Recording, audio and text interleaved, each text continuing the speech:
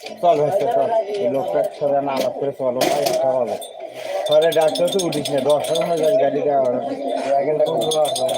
আজকে না, আজকে না আমার ডাকছে আল্লাহ গো, জীবনে কোনোদিন যায়নি, আজকে উঠে ওই আমাকে ডাক দিছে। ও যে লোকটা আমি যা কম খুলে দিচ্ছি তাও তুই দিসনি। গাড়ি আর নয় নতুন গাড়ি গাড়িতে মনে গরম হওয়া থাকে বুঝিমা তো যাবে চাদর কামড়ে 1000 টাকা